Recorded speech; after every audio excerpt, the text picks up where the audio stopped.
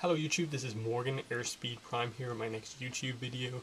This is going to be my next Transformers Prime Beast Hunters episode review. So the episode I'm going to be reviewing today is 306 Chain of Command, episode 6 of season 3. And overall, really fun episode, really loved it. Really don't have that many complaints about it, but there were a lot of moments that I really liked. I'll start off with, I suppose, the format kind of the episode.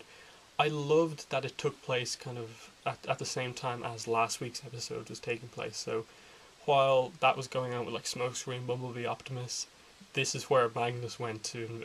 Magnus, Bulkhead, Wheeljack, and Miko went to investigate the other Decepticon activity.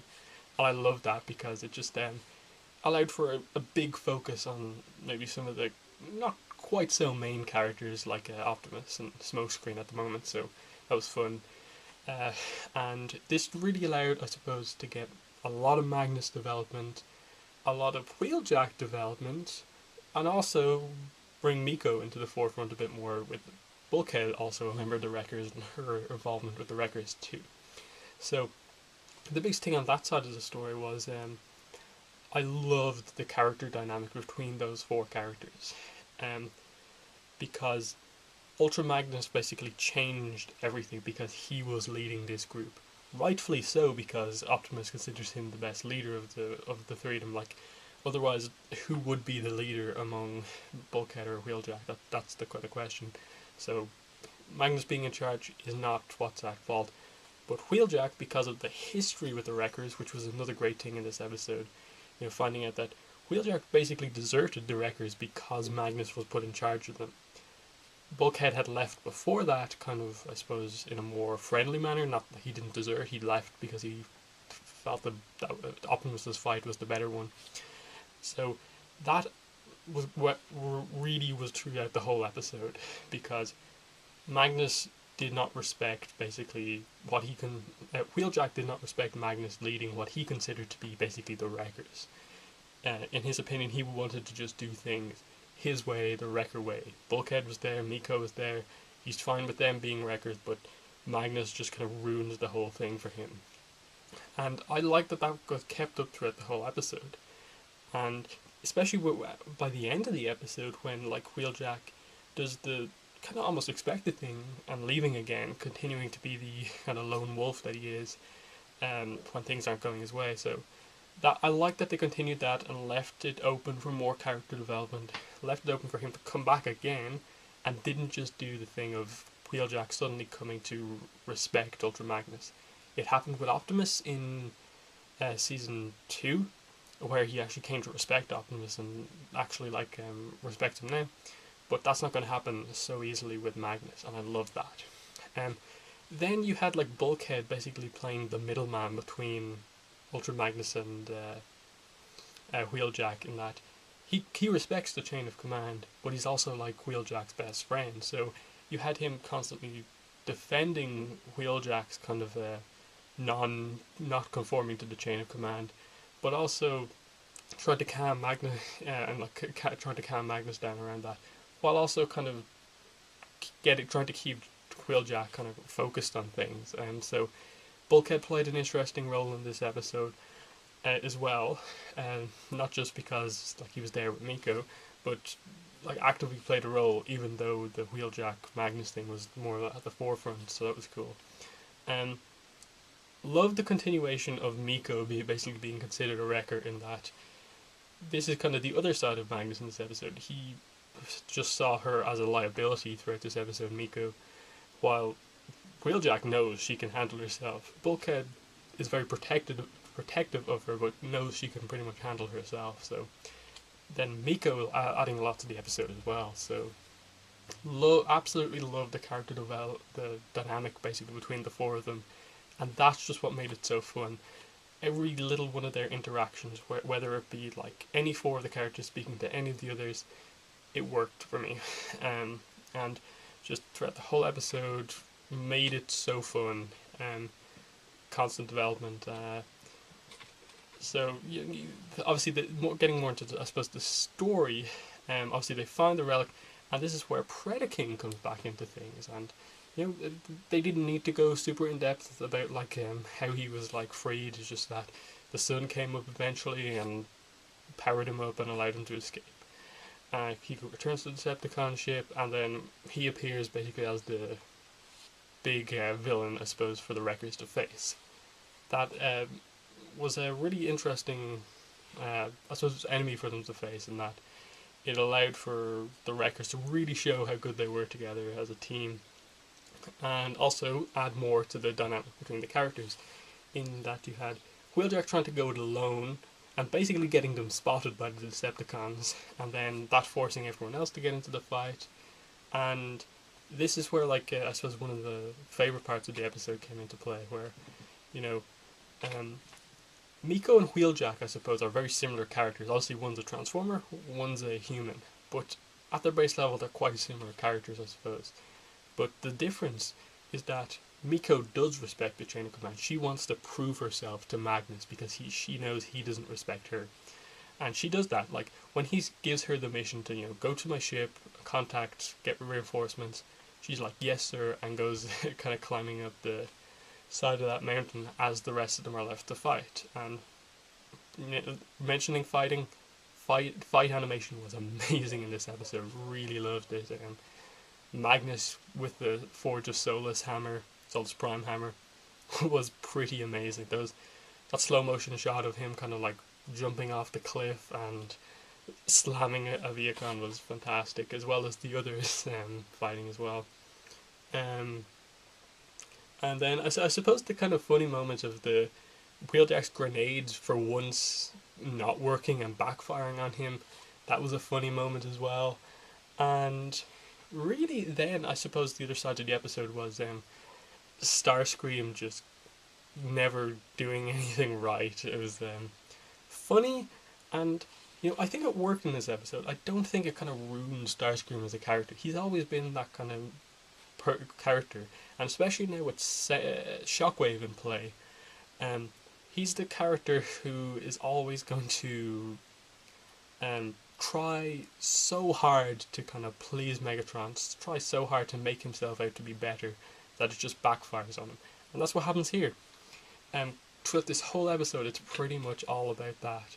He basically gets saddled with the job of trying to train Predaking and command him this episode, pretty much because of him trying to like outsmart Shockwave at the start of the episode.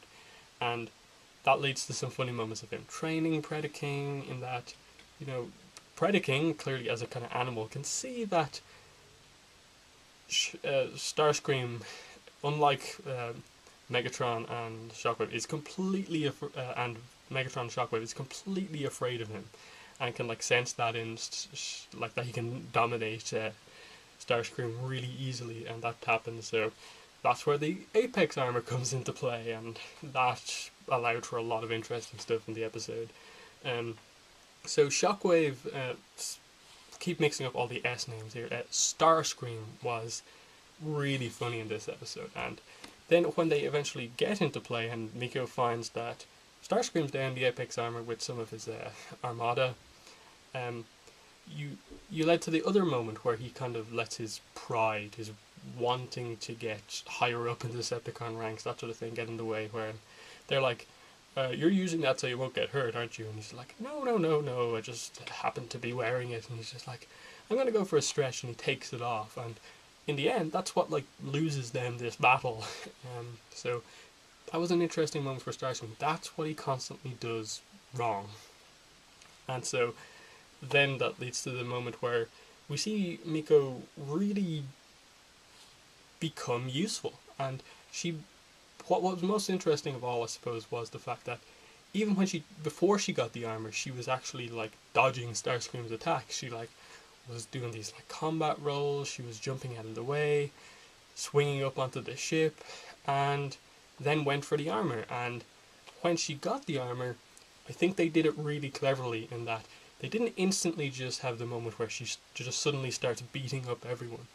They, at first, basically had her get tossed around like a ragdoll in the armor by Predaking and make it look like she was going to be completely annihilated. And it was just going to be this kind of funny moment where Miko happened to get the armor this one time.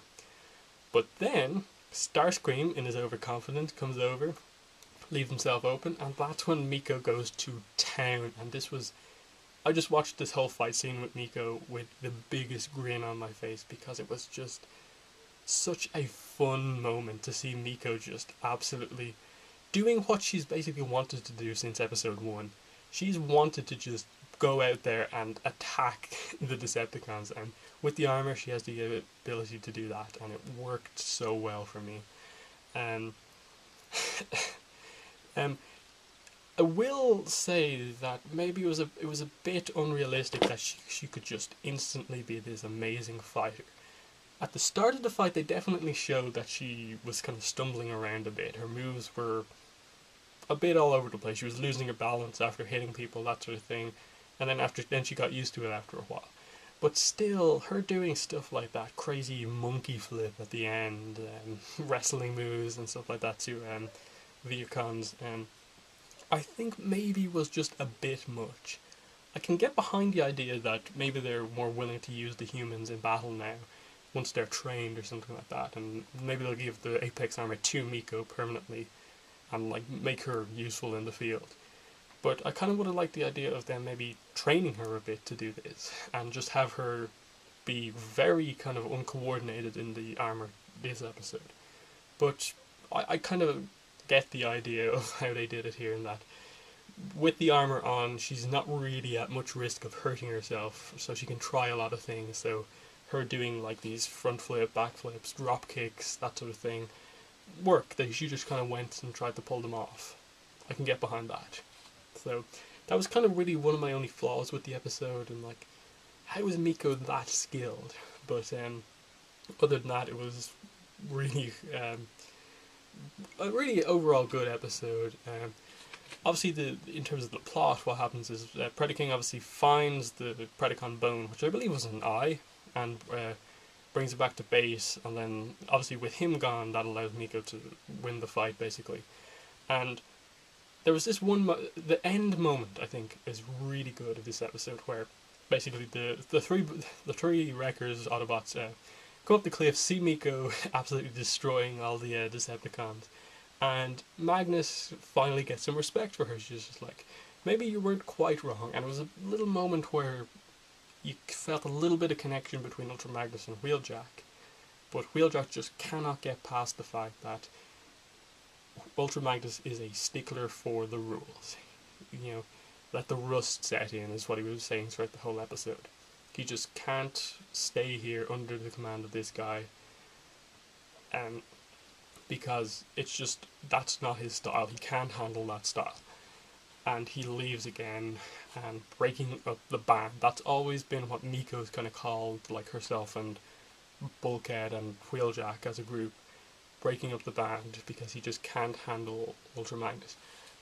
I love that. I love that they didn't just keep Wheeljack there. Before, in like season 1 and 2, when he left, it was a bit of a disappointment because I wanted to know more about Wheeljack. But since we've actually got more on Wheeljack in season 3, he's basically been in every episode so far. It's been this one works as more of a character moment for him. That okay, he's leaving. That's within his character now that we know it. He's done this before, and then this time it's not as disappointing because we've seen a bit more of Wheeljack. So it's a big character moment that at some stage probably we'll see some more development between Magnus and Wheeljack. So that's very exciting for me, just to see what they're going to do with that whole wrecker group and how they're going to develop it going forward. It appears that Wheeljack's going to be in the next episode doing something, I'm not sure exactly what, but definitely exciting.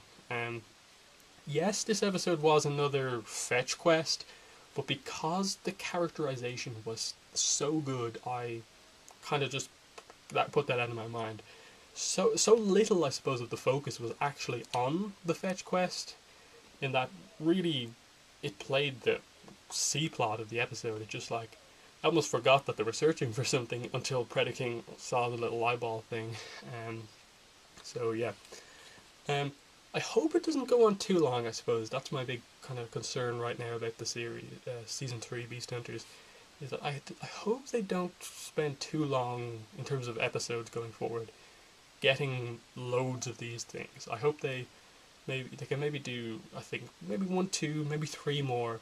But after that, I think they need to focus more on characters and actual story rather than quests to find Predacon bones. So, yep, that's pretty much my thoughts on the episode. Love the characterization. Love the funny Starscream moments, though I do hope they give him some more serious moments. They had a little bit of serious moment in this episode where he said, "I snuffed Cliffjumper," and he gave Miko the amazing line, "I got hard shell," and I was just like, yes, Miko, kill him. Um, um, so I hope they give Starscream a few more serious moments in the series going forward. Overall, super positive. So excited for next week. And thank you for watching this review, and bye.